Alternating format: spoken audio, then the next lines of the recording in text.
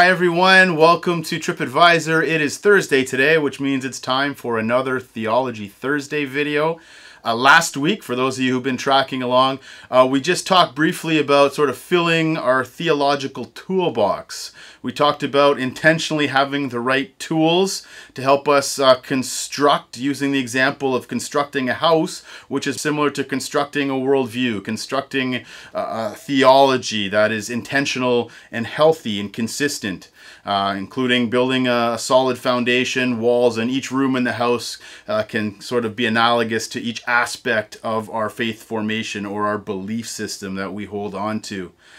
Before we get into the specifics of the foundation of my theological worldview and the two pillars I've been talking about, namely God is love and God is like Jesus, I thought it would be good just to take a few minutes today to unpack a word that I've been throwing around, and I don't want to take for granted that we all see or understand that word the same way or the concept, and that is faith.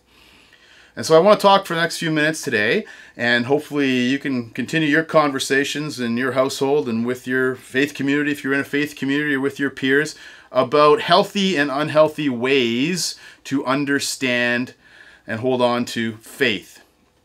The reality is that whether you are a believer, an explorer, or a skeptic, we all have faith. We all have faith. Faith to believe, faith to disbelieve. And recently, my wife, my kids, and I have been playing this giant game of Jenga.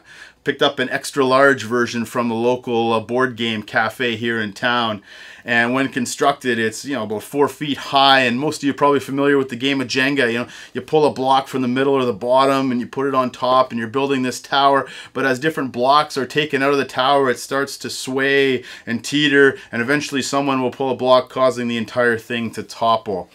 That is an interesting illustration that describes what was my understanding of faith for many years.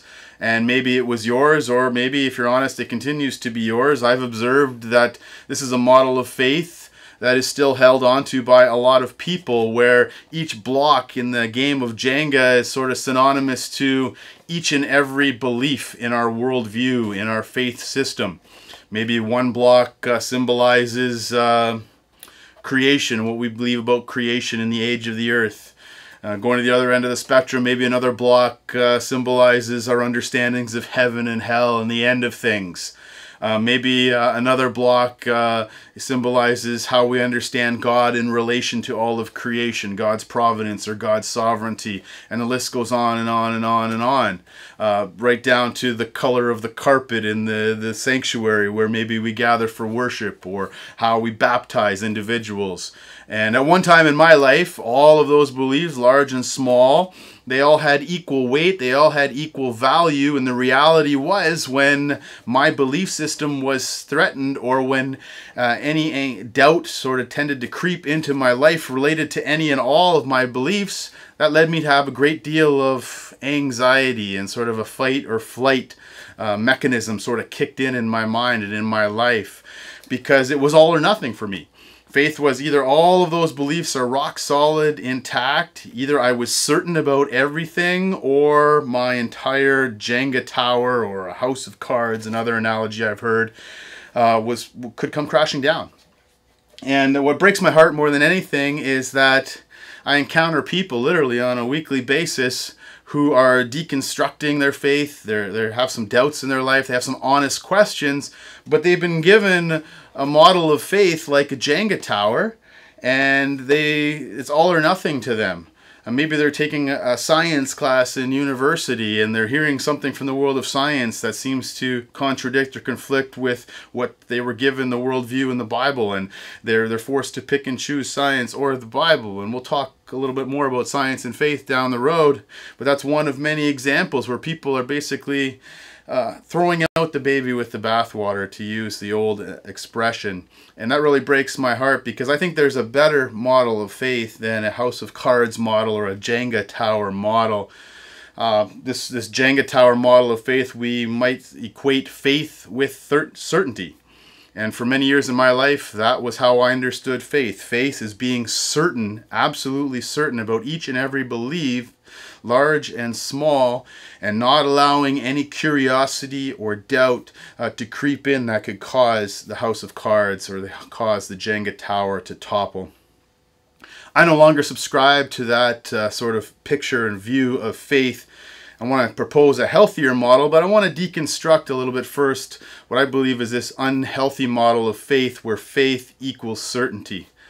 A few years ago at the church where I serve as a pastor, we spent time as a faith community walking through and wrestling through literally this conversation. I constructed a actual little wrestling ring. We set it up in the church sanctuary where we gather, and from within that ring, we were having some of these honest conversations about wrestling with God and the relationship between faith and doubt, and deconstructing the very nature of faith as we're doing today. The reality is, even though I'm a pastor, I try to convey both then and now that doesn't mean I'm the answer man. That doesn't mean I am certain about everything I believe, or in fact anything I believe, because I don't think in our world, if we're honest, we can be absolutely certain about anything. Faith does not equal certainty. And my role as a spiritual leader, as a pastor, is not to be the answer man. And churches are not meant to be, sorry to use a crass example, but churches are not to be like crack houses where people show up and they get their fix.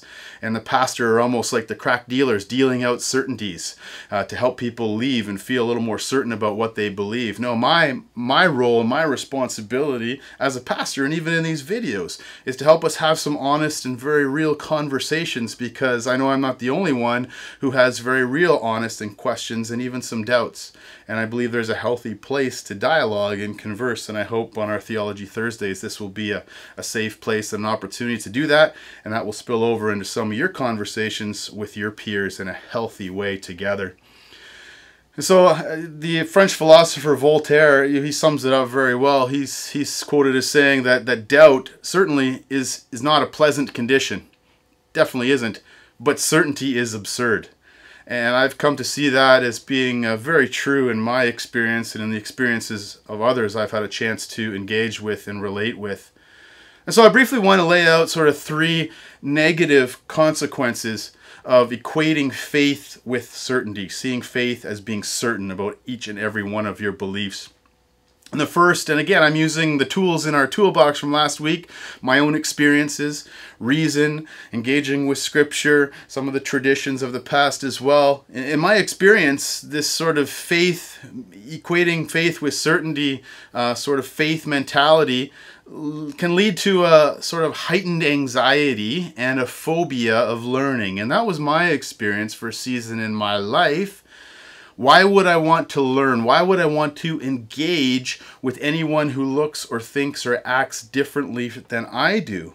If my faith is dependent on securing my Jenga tower, my house of cards, any learning or engagement or reading across the spectrum of others that have different sort of viewpoints or understandings or theological frameworks, that would actually lead to periods of anxiety for me, and intense anxiety over a certain period of my life. It was not a healthy position.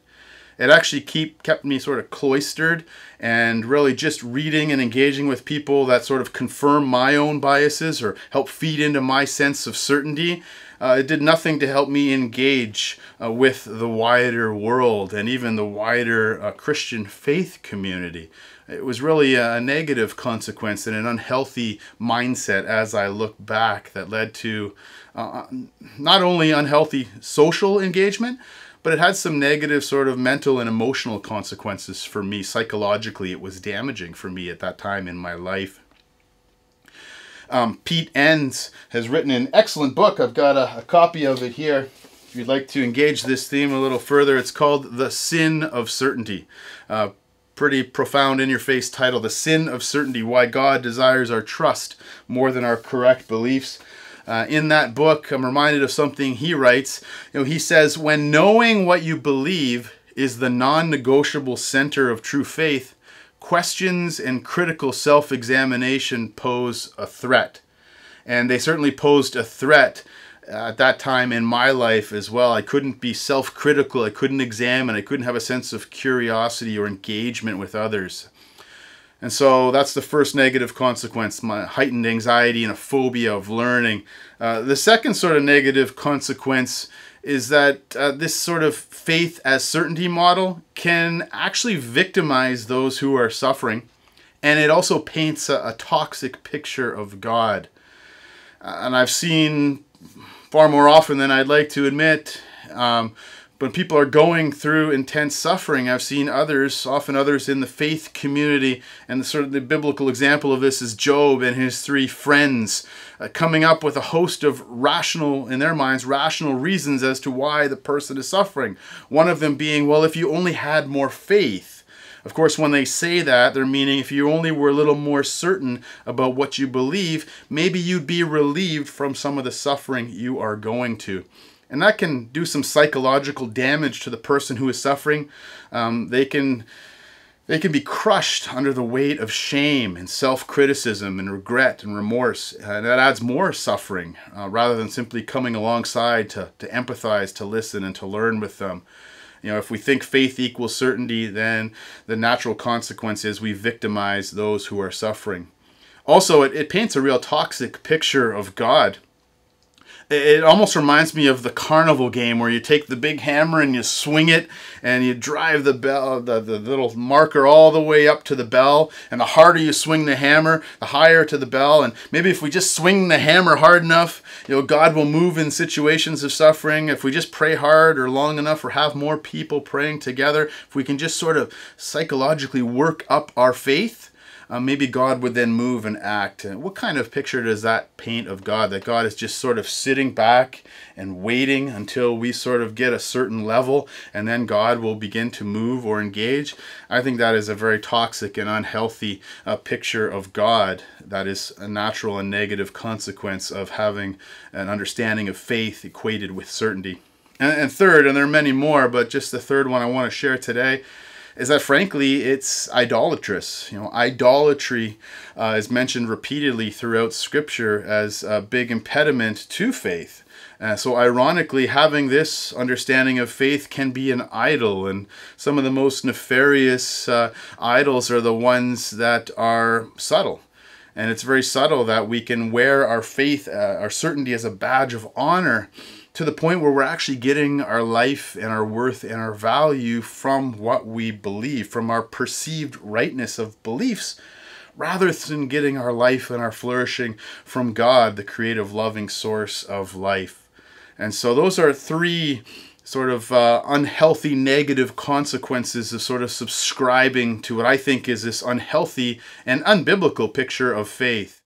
In contrast to the certainty-seeking faith model analogous to a Jenga tower, a house of cards, I want to propose a healthier model, a more reasonable model, a model that fits with my, and I'm sure your, life experiences and echoes what is written in the pages of Scripture as well. Not a model of faith equating certainty, but a model of faith equal with that of trust. Faith as trust with varying degrees of confidence. Not only did I buy that Jenga game recently, but for Christmas I picked up this little magnetic dartboard the kids and I have been having some fun with. I think this is a healthy illustration of a model of faith that hopefully we can gravitate or grab hold of if you haven't already. Not a faith where equal belief has equal weight and value and leads to anxiety and disconnection with the world, but much like a dartboard, which has a series of concentric circles with different values, different beliefs, or different things we subscribe to, can have different levels of confidence that we believe in, we're trusting in. From things on the periphery to, for example, how we baptize individuals, to things a little more central to some of maybe the truths expressed in the ancient creeds, or how we understand the life, death, and resurrection of Christ. Those become a little more central in the Christian worldview. The reality is that we can't be certain about anything. You know, I get into the van every morning and I drive my kids. I put on my bus driver hat and I drive my kids to school at 8:30 every morning. Am I certain when I get in the van every day that we're going to make it safely to our destination? No. But I trust in the reliability of my vehicle. I trust in my driving ability. And maybe to a slightly less degree, I trust in the driving abilities of those around me on that short commute to my children's school. Yeah, our life experiences tell us that faith is not certainty, but it's trust. A few years ago, while I was on a summer sabbatical, our family spent 6 weeks traveling throughout Europe on planes and trains and automobiles of all sorts. When we got into that airplane, were we certain that we would arrive at our destination? If we're honest, we would say no, we're not certain, but we trusted it enough and we saw the benefits outweighed the risks, and I'm glad we did that because we got to experience some memorable travels, and who knows when the next time will be that we'll be able to do something like that given the current climate in our world. Yeah, I share those experiences just to reinforce that our experience and reason sort of teaches us that no, faith does not equal certainty, but it equals trust. One more life experience, one of the most important in my life. Over 15 years ago, on September 23rd, 2005, I watched this beautiful gal walk down the aisle, and we shared wedding vows together. Pledging our lives to one another for better, for worse. On that day, were we certain that things would last, that here we would be 15 years later? No, we weren't certain of that, but we loved each other and we trusted each other enough to pledge those vows on that day to one another. And here we are 15 plus years later and looking forward to many more together. And so I think our lived experiences sort of echo the reality that faith is not certainty, but it's trust. In another wonderful book on this theme, and if you'd like to explore a little deeper, I'll submit it to you today. It's called The Benefit of the Doubt, Breaking Down the Idol of Certainty by Greg Boyd. And in that book, he plays off this marriage metaphor, which is the primary metaphor in the New Testament for how God relates to those in the church who relate to God. It's in the context of a marriage metaphor. And he writes these words in the book. He says, the important question is, are you honoring the pledge you made to Christ by living as a trustworthy spouse in the present moment? And so it's not about certainty, it's about trust. It's a relationship. Just as my relationship with my wife involves trust, my relationship with God is formed, informed, transformed by my ability to understand the trustworthiness of God. Am I certain about my beliefs? No. Am I certain about any of my beliefs? If I'm honest, I would say no. But much like on this dartboard, I have varying degrees of confidence and more weight and value that I place on specific beliefs and understandings. Just as I shared some negative consequences of the certainty-seeking model of faith, let me just leave you with 3 positive consequences of understanding faith as trust. First, in my experience, and I've seen this in the lives of many others, holding on to this faith as a trust model has allowed for a greater sense of freedom and genuine curiosity in my life. Now, curiosity may have killed the cat, but it certainly helped revive and mature and transform my life and my faith. Having a sense of freedom and curiosity in space, making space for authentic doubt.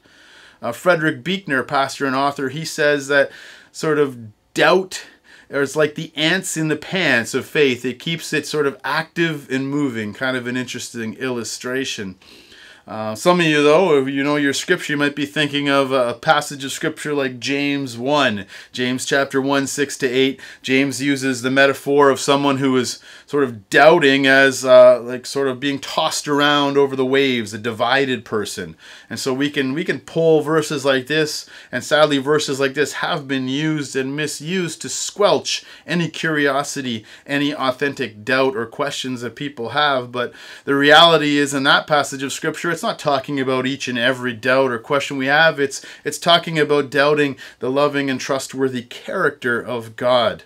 And sometimes our doubts and our questions can actually help us grow in our trust of God. And so, that freedom, that curiosity, that just being honest with what we're thinking and how we're feeling, I think we need to make spaces, and hopefully this will be one of many safe spaces where we can do that here on our Theology Thursdays. A second positive consequence of equating faith with trust is promoting this idea of being a lifelong learner. That's something that's very important to me. And a life of service and engagement, not simply with people who look, think, and act like me, but with people of a wide variety of beliefs. Now, if you look at my bookshelf today versus my bookshelf 10, 15, 20 years ago, it's much more diverse. And while I certainly enjoy reading books from the authors I've shared that help me sort of construct and articulate my own faith beliefs today, I've also have books from different segments of Christianity, different theological worldviews, and I've read the Quran, I've read the holy texts of other major world religions, also read some literature from the new atheists, whether it be Christopher Hitchens or Richard Dawkins or others, not because I want to primarily tear down their arguments, but out of genuine curiosity to listen, to learn, to understand those with sort of different perspectives and worldviews than my own. I never would have had the freedom to do that when my faith was like a house of cards or a Jenga tower. There would have been a great deal of anxiety that comes with that. And finally, and maybe most importantly, this understanding of faith being trust, for me, it's cultivated more of a life of humility and authentic love for others, where I can not engage others in conversation, taking the moral high ground, but seeing them as fellow human beings and just listening and learning and engaging in a way that is humble and not looking primarily to win arguments, but to cultivate healthy relationships. And that's what it's all about at the end of the day. God is a relational God, and we're to grow in our ability to trust God and to love our neighbors. That's how Jesus essentially boiled it down. Growing in our capacity to love God, to love neighbor. And next week we'll be talking a little more about love as we start looking at those two pillars, those two foundations to the house we'll be building. The first one being those three simple but all important words: God is love. So I hope you can join me next time, but I just wanted to take a few minutes today to talk a little bit about healthy and unhealthy models of faith. I think this topic is greatly important, and I'd love to get your feedback. What have been your experiences with understanding faith? What do you put your faith, your trust in? Do you have the faith to doubt? Give me some feedback in the comments. You're welcome to send me an email anytime as well. Let's keep this conversation going, and I look forward to seeing you again next time here at Tripp Advisor. As always, you can subscribe to the channel if you haven't already. Click the notification bell. You'll get notified whenever I share a new Theology Thursday video, as well as my Tabletop Tuesday board game videos and my Film Friday movie reviews. So that's a wrap for today. Have a great week, and keep those ants in the pants moving you in the journey of faith.